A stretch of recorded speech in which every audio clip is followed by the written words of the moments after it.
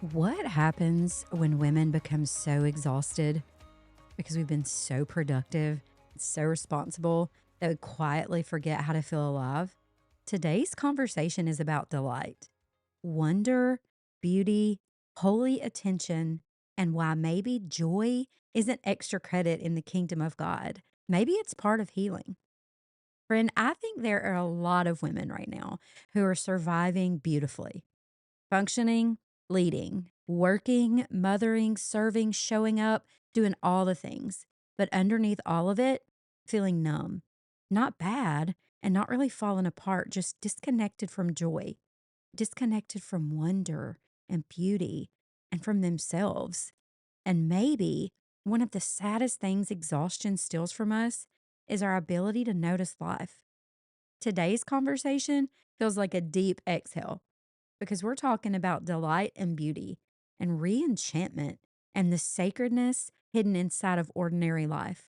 And honestly, I think this might be one of the most important conversations we've ever had for weary women in a very long time. My guest today is Deidre Braley, writer, poet, editor, educator, and host of The Second Cup, where she explores theology, delight, beauty, wonder, and the sacredness of ordinary life. She's also the author of the poetry collection, The Shape I Take, and is currently writing a book on the spiritual discipline of delight. Deidre has this beautiful way of just making people slow down long enough to notice God again. And today we're diving into survival mode, wonder, hustle culture, embodiment, delight as resistance, holy attention, beauty, exhaustion, and what it means to come alive again spiritually. Are you ready? Let's go. Deidre, we were just talking about we were just asking each other how we were doing before we actually turned on our microphones.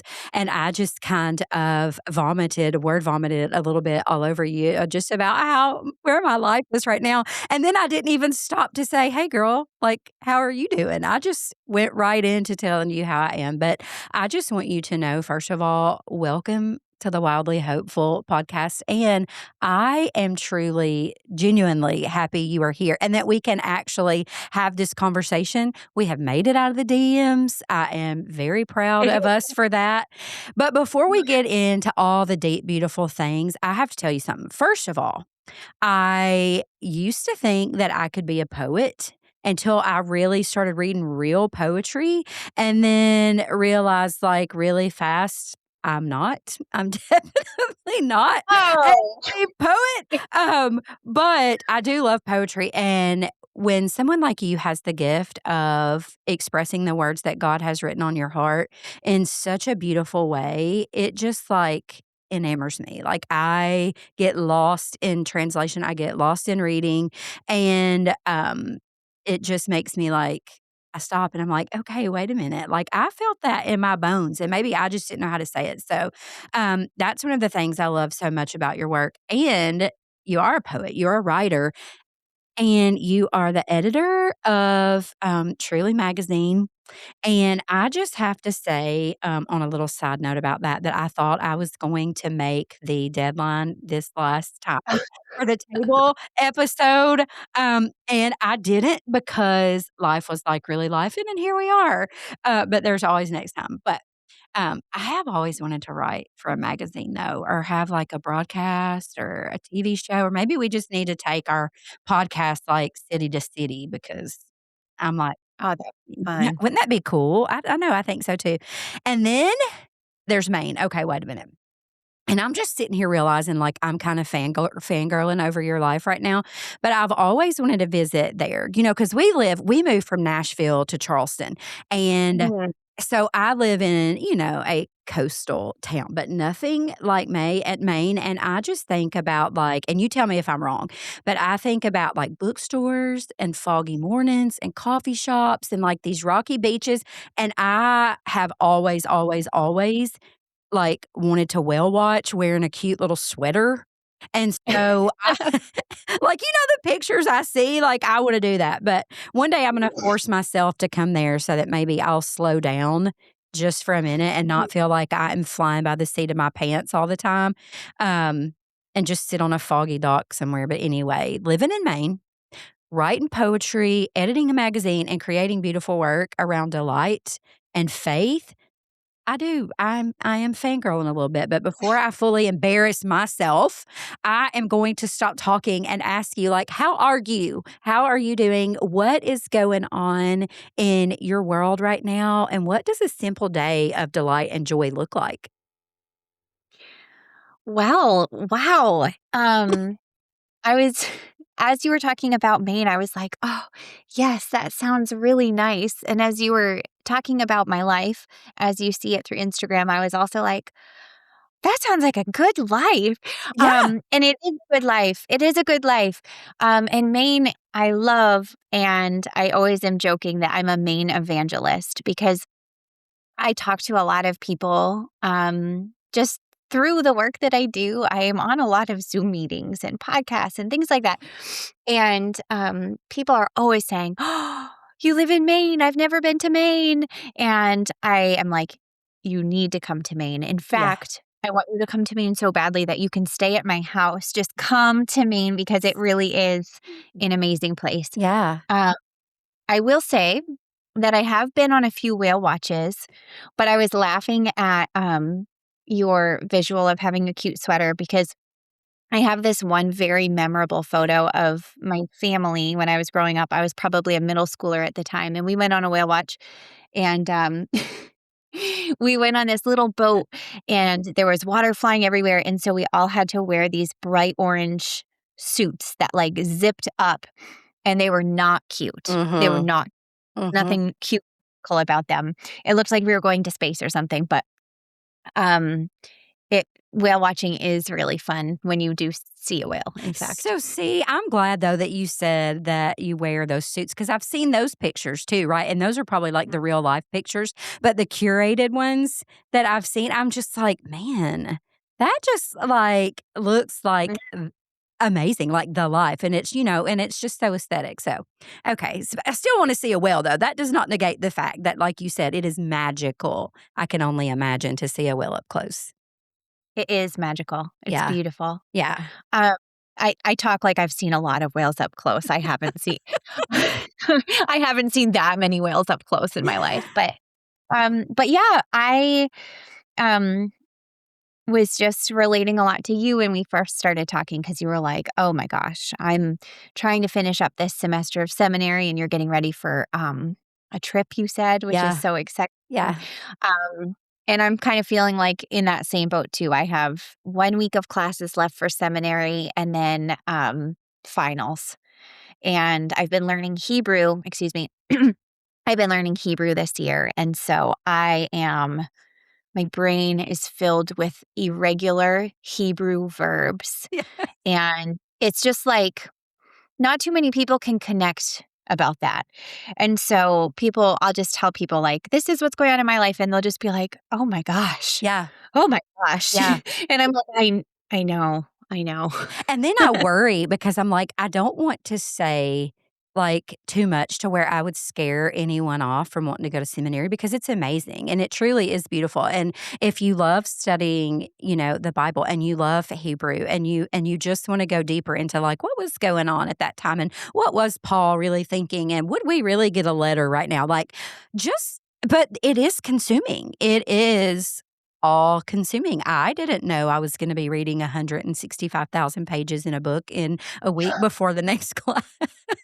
I wasn't thinking about that as a mother and a wife and a grandmother and, all the things that we do. And then I literally and this is completely off topic and nowhere near where we were going right now. Maybe I'll get us back out of this rabbit hole, but, like, all the things that I have said yes to, right? Like, Mm, I'm just like, yes, yes, yes. I have been a yes girl in this season because I have felt the leading of the Lord to, right, to take the step and know that He'll be there with us and He meets us there and He's leading and guiding. And then I'm like, but I'm wondering sometimes if He if I was supposed to say no and I keep saying yes, because sometimes I haven't been able to like let my yes be yes. And I'm like, look, I love you and I need you to know like how excited I am to have this chat today or to go to have coffee. But I'm just like, probably like every other woman in America or anywhere else, like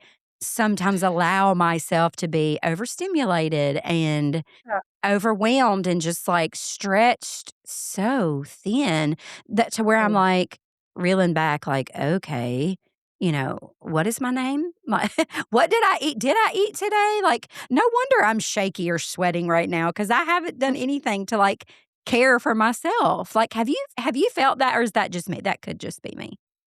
Oh, 100%. I feel Okay, that every single day of my life. okay. I am like I was just telling a friend this morning, I was like, I'm trying because this is a season where I've also been trying to wrap up the manuscript for my book, and it's due Yes. to my publisher. And so my classes will be done that week and I'll have to turn this into the publisher in the same week. And so I was telling my friend, I was like, I've been categorizing my life in like, kind of like BC and AD. I'm like, before classes are done, and then after classes are done. And I'm going to be two different Deidres. There's before Deidre and after Deidre. And I cannot wait to be after Deidre. But Ugh, fortunately, right now, I'm still before Deidre. yeah, And yeah, yeah. um, I'm trying to practice what I preach, talking about delight and recognizing the kingdom of heaven in our midst and what it Yes. means to live up to our creation. And yet, there are days where I spend my whole day on my computer using every moment of time to accomplish something.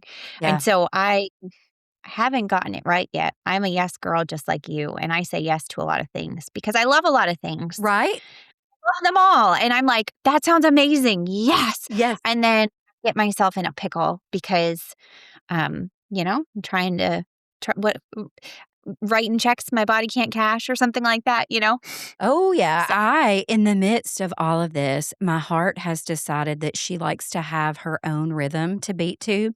And so I will just be sitting here and having a normal conversation, and it will literally like elevate to 130 or 160. And it feels oh, like I am internally on a treadmill, which I'm not. I mean, I could use and I would love to, but I'm not internally on one, and my heart's not running on one, but it feels like it. And, I've been having some issues, like, with, like, lipedema, something I never even knew that was an issue that I had. And so in the midst of saying yes, my body, like you just said, I am writing checks that my actual body cannot cash right now, and that is something that has been hard for me, and I love that you said that because honestly, what you just said kinda describes and already ties into the heartbeat of where I wanted to take our conversation. I think so many women right now are living their day to day and functioning extremely well while internally feeling disconnected to themselves. But still saying, yes, I'm fine. And yes, I can do that. And yes, I've got that handled. And really inside saying, I don't really know what I'm mm, doing right now, and I'm handling this the best that I can. So I really would love to start here now. Have you had moments lately, and it sounds like you have, where you said, I'm functioning, but I don't really know if I'm actually fully alive right now or fully functioning to the mm, best of my capacity right now? yes. Yes, I have. Yes. Um, yes, and I am able to I think the one good thing that I have going for me is I'm able now to recognize it more quickly when Yeah. it happens. I think back now about being a high school student, for example, and I was involved in everything when I was a high school student. Mhm. And I would do a sport every season. I would be part of different societies or do the play or do whatever, and then do things with friends and classes and taking honors courses, whatever. Mhm. And I spent most of my high school career sick, like just like never ending colds and things like that. And when I look back at it now, I'm like, of course, because I didn't think that it was even important to sleep. um, Yeah.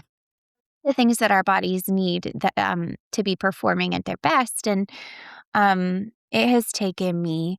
And my dad, I remember he would always be like, "You're burning the candle at both ends. You're burning the candle at both ends." And I was like, "Pfft." um, and now as I get older, I just like, I can't burn the candle at both ends to the same degree that I could. Yeah. And when I try, things go awry. Mhm. And, um, I also have not only do I not feel my best and I can't think straight, but, like, now we have 3 kids, and I have a husband, and I have people who are depending on me to Mhm. be whole, and, so I've finally gotten to the point where I've realized that in my efforts to do everything and to be everything, that's what we think, I think, sometimes is going to make us whole and a well-rounded person, and but really it causes you to be fragmented in everything that you do. Yeah. And um it's one thing to do that when it's just affecting ourselves, but then when the people around us are feeling that, that's when it's like, okay, something needs to change here. Yeah. Mm. And I will say that there are seasons where it's easier to balance this than others. And I always, sometimes I have people ask me like, how do you balance how do you balance everything in a day? Yeah. And I always kind of laugh because I'm like, I never balance a day. A day is never balanced. Yeah. But sometimes I think you can balance a week. And maybe if you can't balance a week, maybe you can balance a month. Yeah. And so if there are seasons where you have to be making like a lot of withdrawals and not putting much back in, whether that's in a relationship because you're really needing to rely on somebody, or um, with your sleep or the way that you eat, making sure like maybe you can't balance everything in a day, but over the course of a week, if you've made a lot of withdrawals one day, can you schedule time within that week to make sure that you're balancing it back out? Because Yeah. I think that we are a people designed for our God is a God of order and equilibrium. Yeah. And that's the way that He designed all of creation, Mhm. including. Mhm. And so why we crave it so badly because Yeah. we know that's created to be. You are so right. He created us in work and rest, and we know that. But we have such a hard time. We can get the work part, right? Most of us can, especially if we are working wives, working mothers, women, and whether that be from home or outside the home, even a stay at home mom, she's working all day long. And so we get the work part down, I think, even when we don't realize it. But we have such a hard time resting because we feel like Mm, we have to earn it. And rest was mhm, never something we had to earn, it's a gift. It was something that he gave us, and, we start feeling guilty, right? If we even take the time to go to the bathroom. I remember working on the floor as a nurse before I was a nurse practitioner and thinking, feeling guilty about having to take the time to just go to the bathroom. Well, that is a bodily function. Like I can't help that, that is when that had to happen at this time. Or, if we have to take a break to eat, if we can even remember, like I said, if we've ate today or not until we start feeling bad. And I totally agree with you that we continue to make withdrawals, but yes. we have to prioritize making deposits back into our own bank and not just making deposits into someone else's account. Like, it's very important that Mhm, we allow ourselves to be poured back into, especially because 'cause we're pouring out so much, and I think, honestly, if we could poll, I wouldn't even say it could be 2 women, 5 women, 10 women, it doesn't matter how many.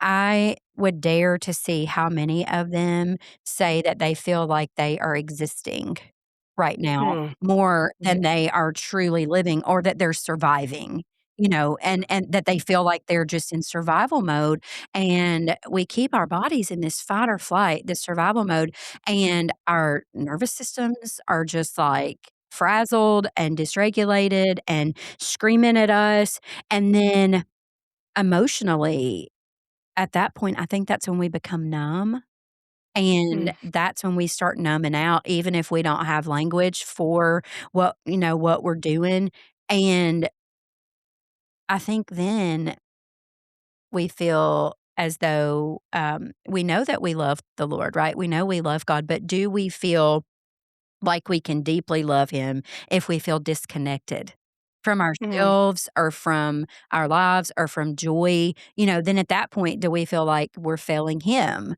There's so many components to what you just said, and it literally made me sit here and start thinking, I wonder how many of our friends listening right now are like, wait a minute, like, I didn't know where y'all were gonna go when you girls first started chatting, but, like, now I'm here for it. Like, I am really here for all of this because I need to know what's stealing the wonder from me.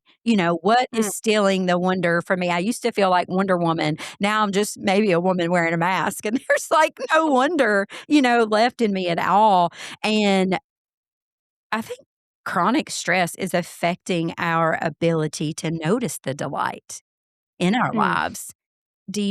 Have you I mean, because you're writing a book, like you said, you're finishing your manuscript, and in your deep dive of studying delight and wonder, does it make you, like have you stopped and been like, "Wow, there are really a lot of areas where we are just not seeing delight and wonder at all, where it's even present?"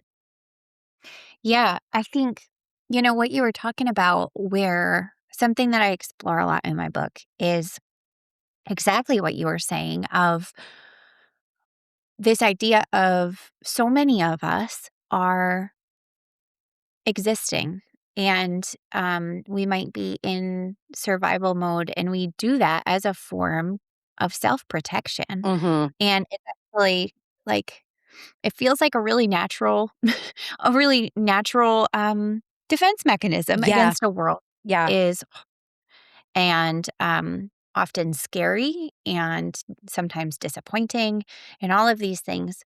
Um and so I think that a lot of us and myself included at many points in my life come to this belief that, well, it's safer to be tough and hardened over than it is to remain soft and moved by beauty, yeah, delight, joy. Um, and we might recognize the trade-off. Like I never want to hurt as badly as I've hurt in the past. And so I would rather feel nothing, yeah, including enjoying life, than to risk feeling that bad again. yeah, um, so I think a lot of us kind of make this, we don't maybe consciously make it, but we make that agreement like, oh, and now this is actually what life really is like. And I'll just put my head down and I'll grin and bear it. And I think I actually really think that um there are a lot of people who maybe in their minds are thinking, well, like at least someday I'm going to get out of here and get to heaven and I'll just like survive until then. yeah, yeah, Um but I think that we miss a really important thing about the good news of Jesus and his Holy Spirit when we focus only on getting to heaven someday. yeah, Um, because if you look at the whole story of the Bible, what you see is all throughout the Bible, God is like tenaciously trying to dwell with his people. yeah, It starts in Eden. And when they're not able to dwell together in Eden anymore because Adam and Eve are cast out, um, later God dwells with his people in the the tabernacle and in the first temple and the second temple. Then he comes to earth in the body of Jesus Yeah. and dwells with people in that way. And then finally, like major mic drop where we're at now is he makes a way for his spirit to actually dwell inside of us. Yeah. Yeah. And which means that the kingdom of heaven, not only has it drawn near, but each of us who hold the spirit of God inside of us, we're like sanctuaries where Yeah. the kingdom of heaven Yeah. is like alive Yeah. in the land of the living. Yeah. Um, and what good news is that? Yeah. That to experience glimmers of the kingdom of heaven here on earth. And we even get to um, bring it with us Mhm. into places where we go. Yeah. Um, and I can't even remember what your question was now, but I'm so excited. Like, I just get so excited about this, and I don't want people to miss it. Yeah. Because I think that sometimes part of we think of the gospel as like Jesus died and he was risen again to save us from our sins and so that we can live eternally with him. And that is a part of the gospel and it's huge and it's amazing and earth shattering. Yeah. But that's not all. There's more. Right. And made it so that his spirit is always abiding with us right now here on earth. Mhm. And And so and I love that too because, as you were talking, all I could think of is even in the midst of all that we live in, just our daily lives, just the mundane of our daily lives. It doesn't even have to be any like huge, beautiful moments because there are beautiful moments even in the mundane of our daily lives if we can stop and just be present and mindful and be able to and spend intentional time in that because with the kingdom of heaven abiding in us and like you said the kingdom's not just near, it's here, like we are in it, it is in us. There is abundant life and joy right here, and there is life to be lived. We don't have to wait until we get there. And so right. I love that you were saying that, and it's so powerful because we live for the then or we live for Mm, the next thing, right? Like once after, right? Like after this part, after Deidre, I will be able to, after this with me, I will be able to. After that, whatever it is what I think keeps us exhausted and we yeah. don't even realize it, and it's not just a physical exhaustion, like, we allow ourselves to become emotionally and spiritually even exhausted, and sometimes I honestly think that that's more draining even than the physical exhaustion. Physical exhaustion, it's like I can take a nap, right? Like, I can get a snack and I can take a nap, and I typically feel better. When I am emotionally or spiritually exhausted, it's way more in depth to sit in that and to process that, to know Mm, what's truly going on, and to be able to say, "Okay, yeah, I need to look at what can I do to live in the now?" And that kinda sounds simplistic, but it's definitely not, and I wonder how many of our friends listening probably just realized, like, okay, I'm not failing spiritually. Like, I'm just exhausted, right? Like, I'm just spiritually exhausted because so many of us, like we both said, living in survival mode, it disconnects us from right. the joy of life. It disconnects us from the beauty of life. It disconnects us from the wonder of life. It disconnects us from delight. And the Lord delights in us. He delights in our desire. Like we are supposed to be a people of delight. And sometimes we're like a people of dread. Honestly, I mean, if you think about it, we truly are, which brings me to something you talk about so beautifully that we've already kind of been hinting into, but delight as a spiritual formation. And, Mhm. why do you think I wanna ask you this, Deidre, like, why do you think delight matters? so much to God, and why do Christians sometimes distrust that beauty and joy and pleasure or the delight that He Mm. does take, like, great pride in? You know what I mean? Like, Yeah. That is that is a really big question and a really important question too. And also explored this in depth in my book, or as I was researching it, because um, I did have this question like, something that really struck me was a conversation that I had with a friend maybe like a year ago. And he was telling me about we were working on a work thing, but for some reason it came up that his grandmother had been a pastor in a church in his hometown growing up, and he was kind of smiling and telling me about what it was like to grow up in the church. And he said, "Yeah, I was there all the time. I remember that church basement and playing with my friends and being there on weeknights." And I was listening, and then he kind of like scratched his chin and he was like, "Then I got to high school or middle school or," and he said, "And then I just felt like they just wanted to take away all my fun."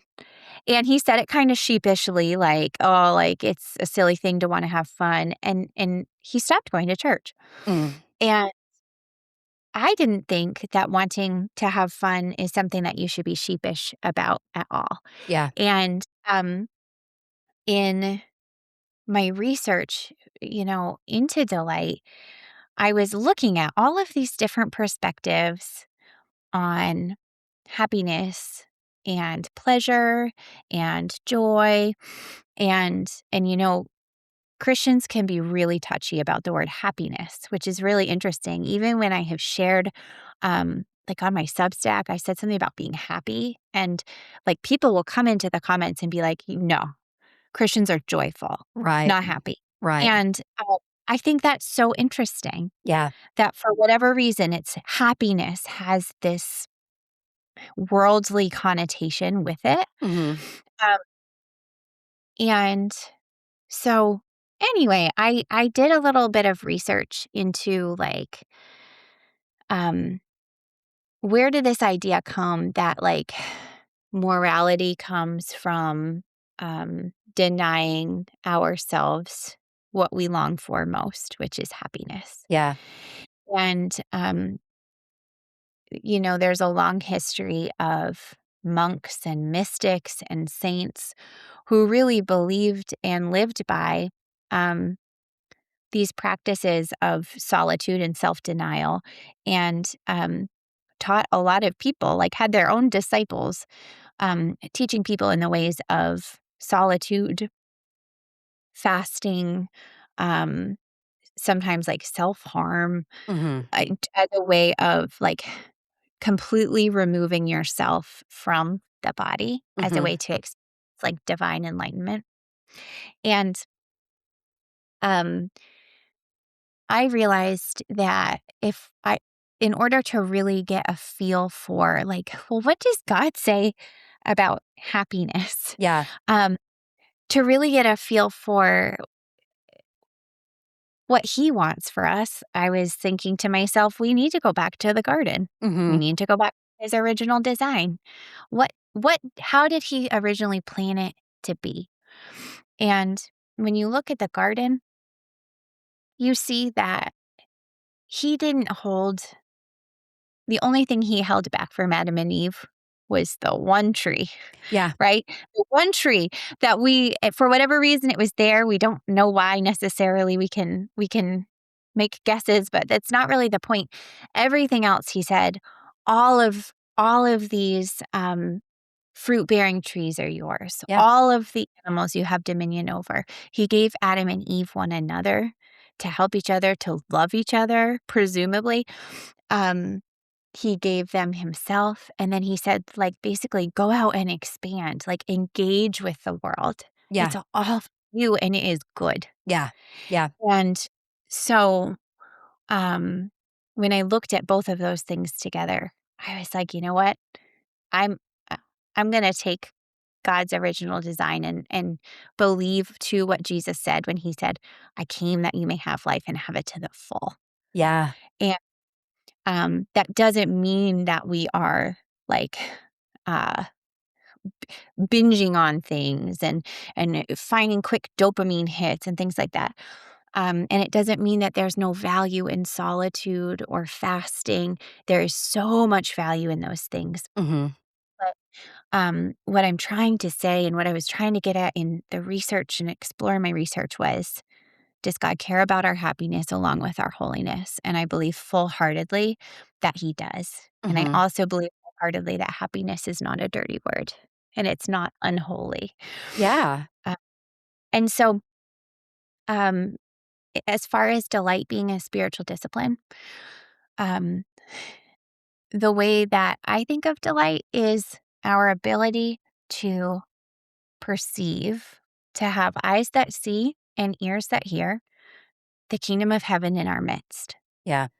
And so, in order to have eyes that see and ears that hear and to be perceptive, we need to have spirits that are soft and open Mhm. to the kingdom in our midst. And so, if we have hearts that are hardened, it makes it so that we cannot perceive the kingdom of heaven in our midst. And we see this in the Bible, right? Like Mhm. we see God hardening Pharaoh's heart so that he wouldn't um, let let the Israelite or the Hebrew at the time people go, um, and he couldn't hear or perceive what God was doing. You see um, through Moses, God giving his people the commands like to circumcise their hearts, Mhm. which we don't have to linger on that visual. But the idea is that there's like nothing between Yeah. hearts and God. It's this spiritual softness and openness. Um, and you see Jesus lamenting, like in the synagogue when he was going to heal, I think the man who had like the shriveled hand. That's the story. Mhm. Um, and the the religious leaders were like, "It's a Sunday, man. Like that's going to go against the law. We got you." Yeah. And Jesus, it says in the Bible that Jesus grieved the hardness of their hearts. Mhm. The kingdom of heaven was literally standing in their midst Mhm. through the person of Jesus, and they couldn't perceive it Yeah. because their hearts were hard. Ugh. And Yeah. so I think of delight, um, and all of the pathways to delight that we can practice with intention as ways of keeping our spirits and our hearts and minds and everything about us soft and open so that we can perceive the kingdom of heaven in our midst. And so that's why it's work. It's Yeah. it's it's holy work Mhm. because it's more natural to go into survival mode. It's more natural to stay hard. It's more natural to want to protect ourselves. Mhm. All of those things. Um, and we have to be really intentional if we're going to try to keep our hearts soft and Mhm. perceptive. Yeah, and delight can be holy and happiness can be good. Oh, You know, yeah, God himself created us with emotions that we are allowed to feel, right? And happiness totally. just so happens to be one and it doesn't negate. And I've often, thought about that myself just because I have happiness or experience happiness. And yes, it can be fleeting and I understand that. I also understand the difference in happiness and the joy of the Lord and that I'm joyful in him. But it doesn't negate the fact that we also can be happy, right? That we can have happiness.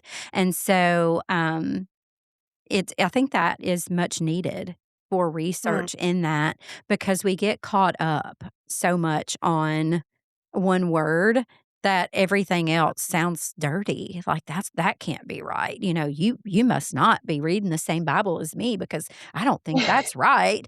Um, but I do think that delight itself can help us resist burnout and I mm, know that I believe that there was the time that you even said that delight helped kinda nurture you, like, back to life. yeah. And so what does that I mean, what does that look like? Because what if delight isn't a distraction from God, but it's one of the ways He heals us? If it brought you back and made you feel more alive and it can help resist burnout, what if we look at it that way? Yeah. Totally, totally. Yes, I love telling this story because I think I think it's kind of fun and different than what we usually think about as far as like what a spiritual discipline could look like, Mhm. uh, and what is holy and what isn't holy, and so um, yes, a few years ago, I before I was writing full time, I was a elementary teacher in a classroom for 9 years, and um, I mean, the pandemic was hard for everybody, Mm-mm. right? It was hard for everybody. And still is. Like, we're living post-pandemic hard times still. Totally, Yeah. totally. Everybody feels like that. I think everybody has a certain sense of like this communal weight that we share from the pandemic. Yeah. But besides the pandemic being difficult and teaching through that and all of that, um, we also had we had our first child was born in 2019, and then our daughter was born in August of 2020. And I remember like in March when everything shut down, I had this little baby who I was like I was pregnant and trying to feed this little baby. I think I breastfed once on a Zoom meeting, like with like just my chin showing. And I'm like I'm having meetings with like administration and leadership, and then also trying to have one on one meetings with like 6 year olds and teach them. Yeah. So that in itself was just ludicrous. Just it's almost humorous to look back at now to be Mhm. like, how did anyone think that all of these things could happen at the same time? Right. We are all just in survival mode, right? And shortly after our daughter was born, my mother-in-law was diagnosed with cancer, and Mm. she was we spent like 9 or so months driving up and down the state of Maine because our family's all from northern Maine and we live in southern Maine now. To be with her and to be with the family on the weekends while also teaching during the week and trying to do our jobs and things with a toddler and a newborn and um and so yeah, after she died in June, I was like, oh, okay, finally now I maybe will like this was just terrible, and um everything about this year has been just absolutely the worst. But a new school year is starting. It's a fresh start. Like maybe I will come out of survival mode now. Mhm. And um that school year I was there were just a lot of unexpected things happen, and it was very, very challenging. Um, and I decided during that school year, I was like, oh my gosh, my spirit is like, it's dead. Like, it is a barren wasteland. There is nothing living in there. Yeah. And I started to realize, like, I can't ignore this any longer Mhm. because if I do, I am not going to be all right. Yeah. And also, my family is not going to be all right at this point if I don't take care of this issue in my Mhm. spirit. Um, and so I stepped away from my teaching job, which I loved. I loved teaching. I loved Mhm. it. And I still have dreams about like I'm in the classroom and teaching. I miss it and I love Aw. it. I love my colleagues, everything, my students. Um, but I really needed to tend to my spirit. And um, I remember that summer, and I share this story in my book. Um, but that summer, I was in a rare position of I still was going to be receiving a paycheck until like September 1st or something because of the way the salary goes for teachers. Uh-huh. And so I was like, oh my goodness, I am getting paid right now and I'm on summer vacation. Yeah. And I had this, I really felt like what I needed to do was nothing, literally nothing. And our kids went to daycare a lot of days that summer. And I would just like go to the beach or go sit on our porch and I would just be there in silence. I wouldn't talk to anybody. I was just like I was dumbfounded over everything that had happened and I was so depleted. Yeah. Um, but where this story gets fun is I happened to come across this book called The Fun Habit. And it's by the author Dr. Mike Rucker, and he has come onto my podcast. I fangirled hard because I was like, "Your book changed my life," and Yeah. I talk about it a lot. And in this book, um, Mike Rucker is making the case that fun can be intentional, and it's a habit that we can and should build. And so he provides like all of these practical ways to do this. And one of the ways is to create a fun list. And you put everything on the list that seems like it would be fun to you. Uh-huh. And then you make a short list out of that. And on your short list, you just put the things from the bigger list that you think are like tangible in the next 3 months or something. And then every week, you try to do something off of the fun list. And I started doing this. I was like, well, I have time. Right? What do I have to lose? I haven't had fun in a really long time. Like, I'm going to give it a try. And so I did. And so, like, I remember I went to the Barbie movie by myself and like bought candy and cried all the way through it. And I was like, this is amazing. um, I took myself to this really great, like, restaurant that makes amazing Cuban sandwiches, and I remember eating the Cuban sandwich and having some fried plantains, and I don't know, I went to, like, antique stores and looked for special teacups that I want, just things that sounded fun, Yeah. and not that sounded productive, not that sounded like the good spiritual thing to do, not that just literally just sounded fun. Yeah. And um, over the course of that summer, I started to, first of all, I would go to bed at night and be like, I really lived that day to the fullest. I enjoyed that so much.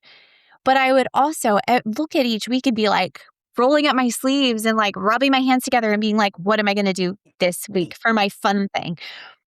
And I was looking forward to living my life again. And what surprised me too was that while I was doing these fun things, you might think like, I think a common thing that people might say is, well, I don't have time to have fun, right? Or I don't have a whole summer of paid time off, Right. which Yeah. is legit. And I also probably will never get to experience that again in my life. It was wondrous. But the interesting thing that I noticed when I was doing this fun. I mean, I was still a mom, I was still a wife, we still had a house to take care of. I was still trying to like get ready to start a new business. I think a lot of us would think that we can't like afford to take 2 hours to do something for just the sake of fun. But what I found was that I was so energized during that time that I had just like a new like verve for life and for the other things that I had to do on the time that I wasn't doing the fun things. And it really it was like um stepping into stepping out of regular rhythms and routines and into something that was novel. It helped me to get perspective on um the way that I view chronological time and the way I view like the things I have to do. Yeah. Because I think we get really stuck in the structures that we do and we forget like, do I actually have a choice here? Yeah. Like, we don't always have a choice in all things, Mhm. but sometimes is a choice Mhm. and we don't notice to ask, or Yeah. no one's ever taught us that we're allowed to ask. Yeah. Yeah. That is so good. Like, I wonder if I'm the only one sitting here thinking I need a fun list. Like, I was And living vicariously through you. You started really speaking my love language. First of all, I am a Cuban sandwich girl, like through and through. My husband actually went to the local deli here for us and was like, he didn't even have to ask me. He just knew, of course, that I would want a Cuban or a Reuben. I mean, it just depends on what day it is, or an Italian. But anyway, well, but that's fun. then going to antique stores and thrifting, and it's such a novel idea to work a fun muscle. Like, I mean, we take care of everything else in our life, right? But like you said, I wonder how many people may even scoff and say, well, I'm glad you have time to have fun. Like, I don't, Mhm, like you said, I don't have a whole summer off, or I don't have an hour or 2 hours. But then the life that it gave you back, like that mhm. time, the Lord multiplied your time. It was like He was restoring the year the locusts did eat and taking care of you and your spirit and your body, and your mind in that. And I love that because we don't think of things that could be just a small gesture that could be so monumental in our lives, or like so life-giving as Mm. just taking time for ourselves. Sometimes it's not that we need more of the productive things or more of the things that make us feel productive or how we think we're going to be perceived, and we need to do more and be more and see more. Like, that's just how we feel every day in this culture of this life as consumers that we are. And I wonder how many of us, if we just stop to take the time to be quiet Mhm. and to sit before the Lord and say, I know that you delight in these things for me. What is Mhm. something fun? Like, that almost feels like taboo to even say fun, just like happiness, right? And so I'm so thankful that you shared that and that it made such a difference in your life, because I'm sure there's somebody right now with a pen saying, you know what? I'm fixing to make a fun list, Oh, I hope they do. Yeah. And you know what I can't stop thinking about is Jesus saying that the kingdom of heaven belongs to the little children. Yeah. And I will tell you what, no little kid ever feels sorry or bad about having fun. Right? And no little kid believes that it's wrong to be happy. Yeah. Nobody has taught them to go against their nature of wanting to have fun and wanting to be happy. And Jesus says, like, listen, the kingdom of God belongs to these little kids who are just existing as they've been created without anybody putting structures on them and things like that. Yeah. And and you know what else? Little kids are going to be the first to be like, Mom, Dad, can you hold my stuff so I can go play on the playground? I'm always holding my kids' stuff. Right. I'm a And stuff holder. Yeah. oh yeah, that's what I exist to do these Yeah. days. I hold no, but I was thinking, that's what we can do with God. Like when we trust that he'll hold our stuff for us Yeah. so we can go play for a little while. Yeah. That's what he wants. Like that's what he wants for us. Yeah. Put your burdens, your all of your you who are heavy laden, like come put your burdens on me Yeah. and I will give you rest. Yeah. And I think that we just don't take him up or take him at his word very often. Oh, I could amen to that. And, I I think that was don't such a either. prophetic moment when you just said that. Like, we both so jokingly said, I hold the stuff. Like, I'm the Mhm. stuff holder. And that could go in so many different directions. We are the stuff holders. We are the ones that are carrying everything, right? Like, feeling like we have to keep everything together, or we are the ones responsible for holding it all together. We are holding all the stuff. But then on the flip side of that, he says, well, cast that. Like, when you really start studying that, like, that cast it upon me, that's like violently, like, hurl it, like, throw it, Yeah. not just place it upon him. He is saying, like, truly, throw this on me. I can take it. Right? You need to throw it on me. You need to rest in this moment. You need to have some fun in this moment. Come to me like a little child in this moment. And I love that. But that was such a prophetic thing and such a funny moment. We are the stuff holders, because I was like, yeah, that's kind of what I exist for right now. Like, is to take everybody's stuff. And that's part of the Right. reason why my heart is probably like just going wacko on me, because she's like, can you stop holding everything right now? Like, can you? Can you pass a little Totally. bit of this off, And Totally. I wanna pause right now because I wanna pause for the woman listening right now who realizes that she probably hasn't felt wonder in a really long time, and Mm, maybe you're the one that's been carrying so much. Maybe it's your nervous system that's been in overdrive for years, and you are feeling that where your spirit just feels dead, and maybe you've become the dependable one where you're having to do everything and carry everything and be, everything for everyone, the capable one, the strong one, the one that always says yes, the one that can handle it. And maybe somewhere along the way, you stop noticing beauty too. mm, I just want you to hear this right now, gently. I want you to hear this in a not forceful way as I'm like winking one eye because I truly want you to hear this. Your inability to feel delight right now does not mean that you are failing as a human. You're not failing at life. You're not failing in your faith. You're not failing spiritually.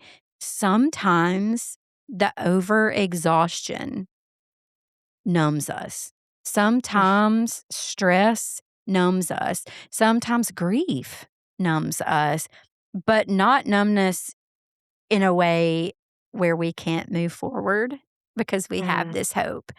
Numbness is not the end of your story, and maybe healing starts smaller than we thought. Maybe it starts in a fun list. Maybe it starts in delight. Maybe it starts in wonder. Maybe it starts with noticing the sunlight. Maybe it starts in noticing music and singing and dancing and coffee and flowers or taking a deep breath or going to the thrift store, eating a sandwich that you love or laughing again or mm, resting without guilt, but noticing the kindness of God in ordinary places and not living mm. for the next, but knowing that He delights in us thriving in the now.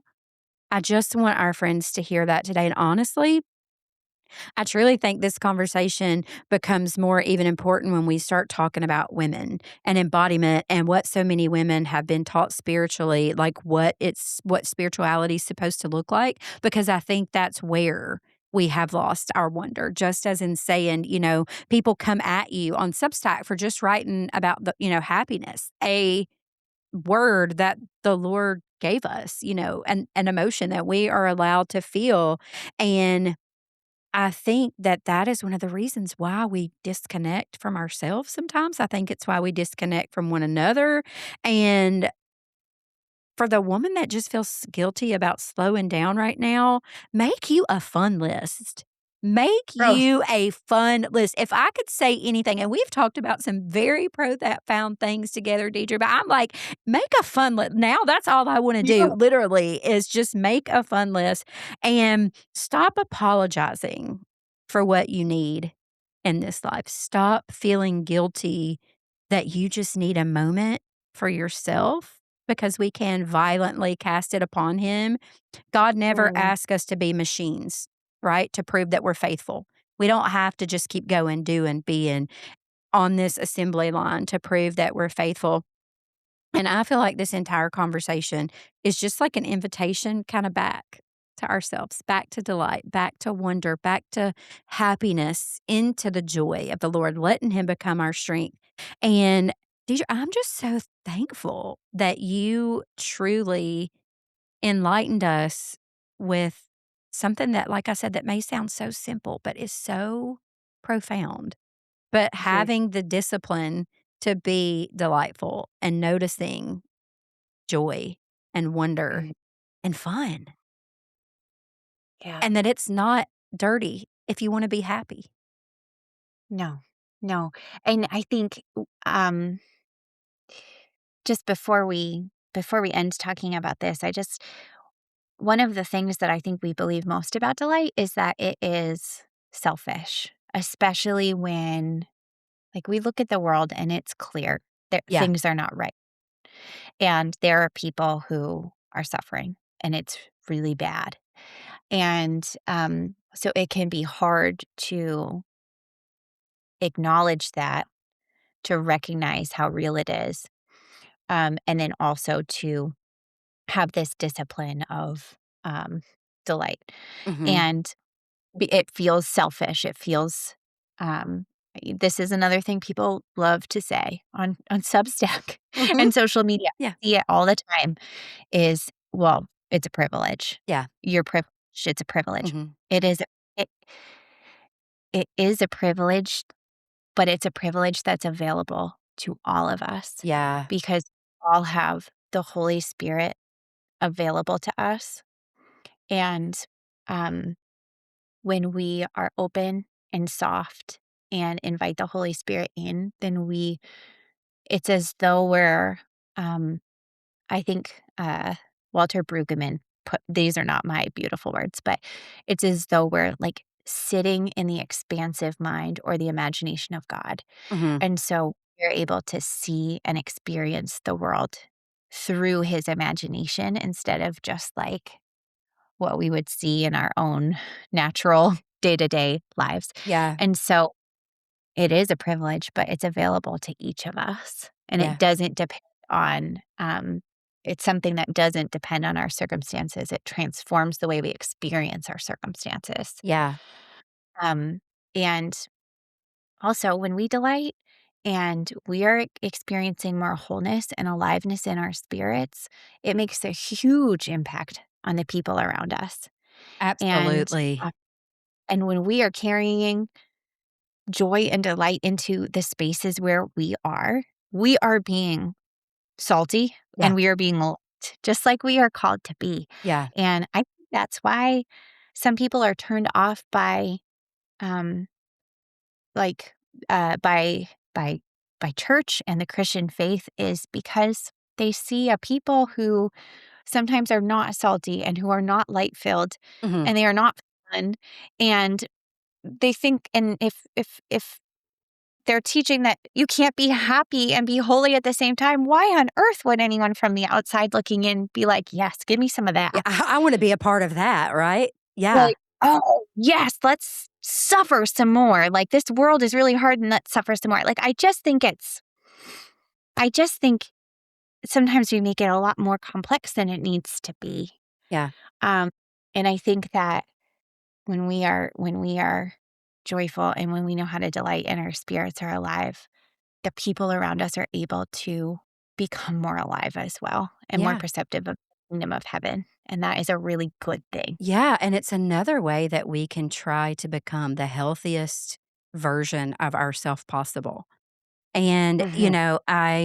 as soon as you said that, that someone is gonna feel selfish, taking care of ourselves is a basic need. It is a Yeah. privilege to do things, but taking care of ourselves in the simplistic ways that the Lord has designed our brains to be able to take cues to take care of Hmm. ourselves that sometimes we just try to even push off because we don't think we have time, because we feel guilty, or because we feel selfish. And it's another way, though, that we do take care of ourselves to be the healthiest that we can possibly be. Um, and before we go into our fun final five, that's like our little lightning round before we finish our conversation, I want to just ask one last deeper question. What would you say to the woman who secretly feels like she's lost herself a little right now?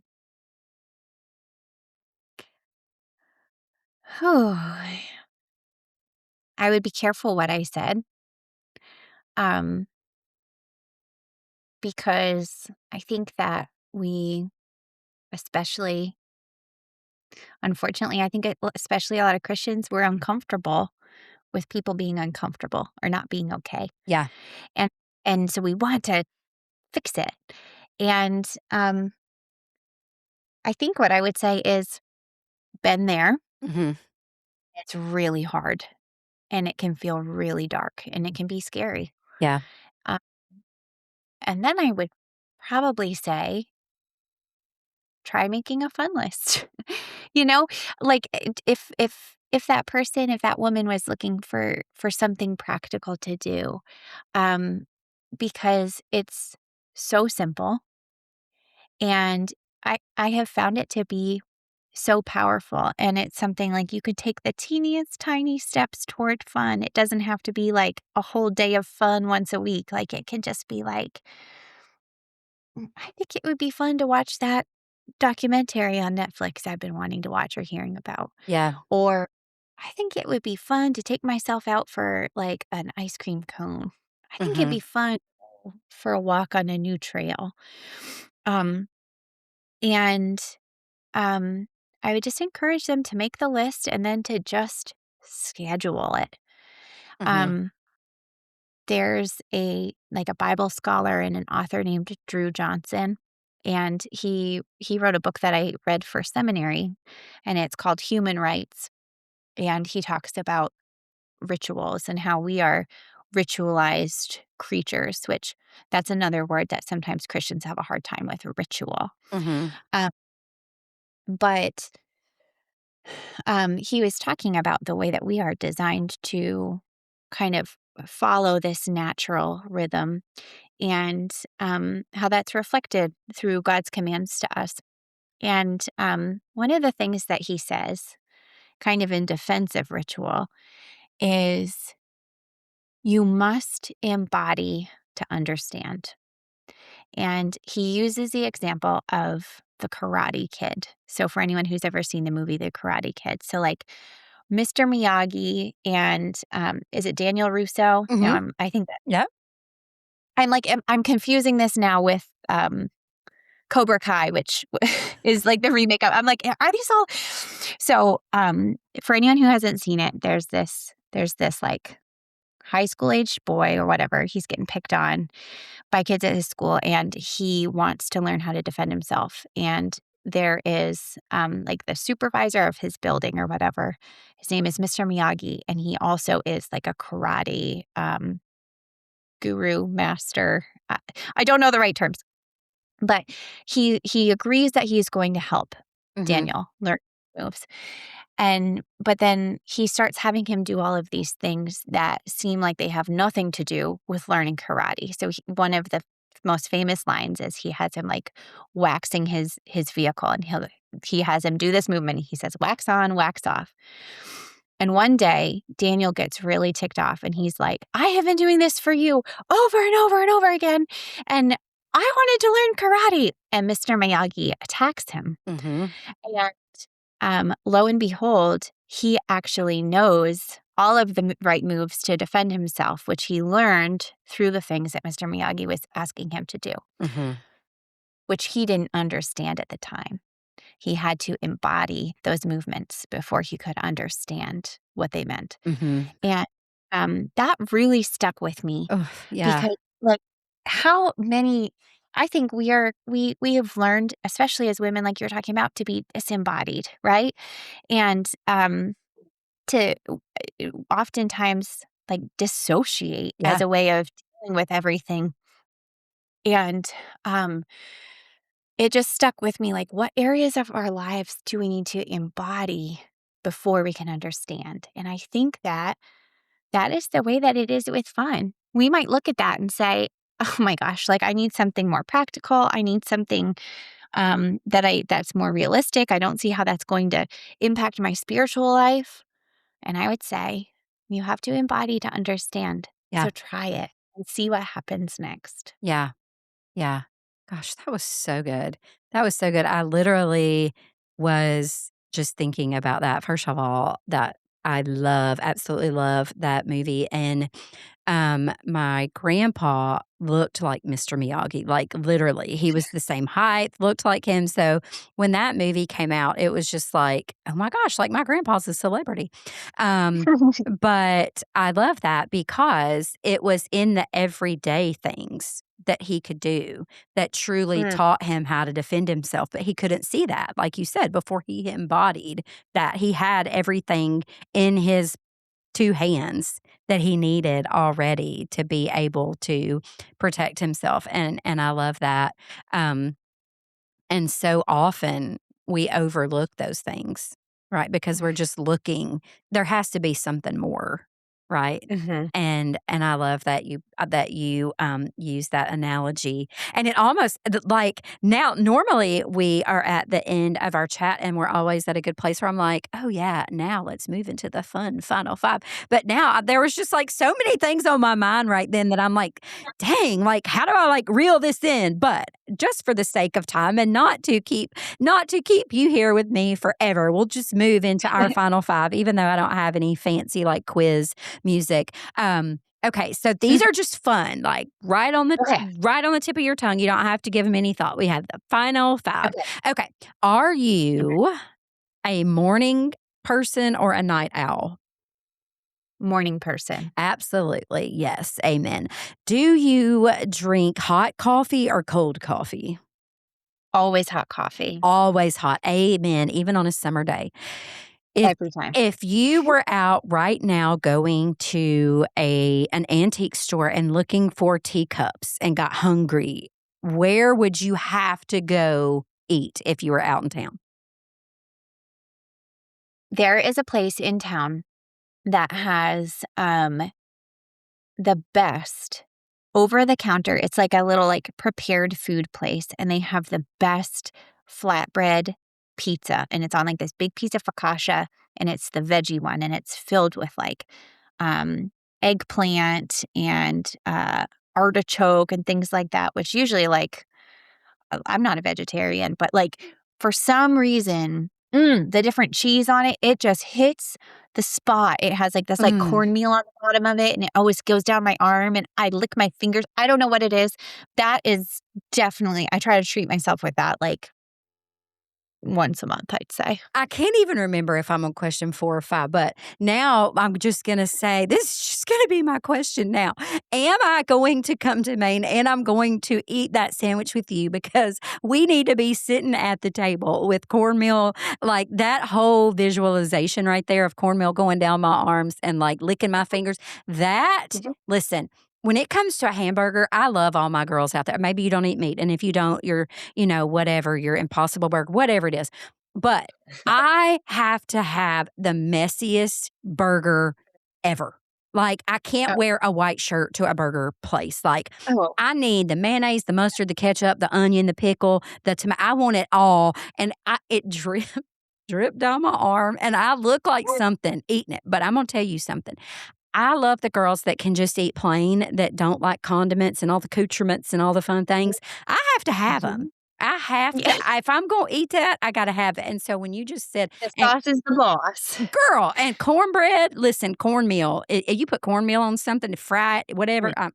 Listen, I'm in. I'm in. But anyway, So to answer your question, yes, you will yes, come to we'll yes. eat that together. And I'm going to bring a cute sweater to wear under my orange rain suit so we can take a picture and You can unzip it yeah, for I'll the picture. unzip it a little, but anyway, thank you so much. Seriously, friend, thank you so much for all of your wisdom and just your heart and your delight and your love that you have shared with us today.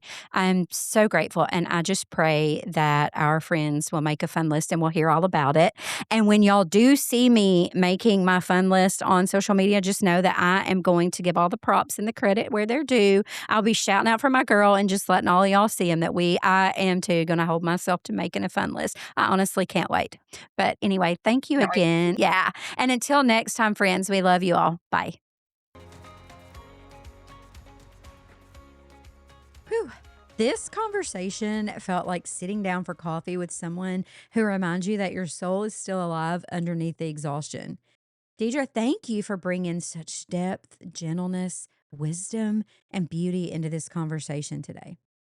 And friend, if this episode encouraged you, would you take a second to subscribe, leave a review, and share this episode with another woman who may be carrying more than she ever meant to carry alone? And if this conversation resonated with you, I would love to hear from you on Instagram, on Wildly Hopeful Chats.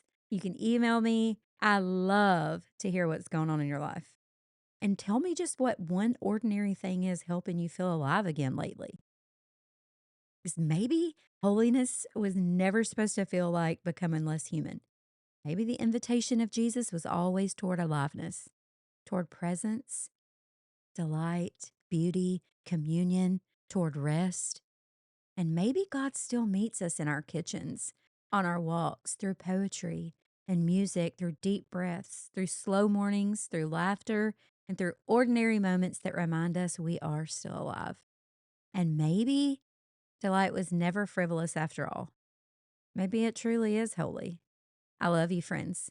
And I'll see you next week on Wildly Hopeful.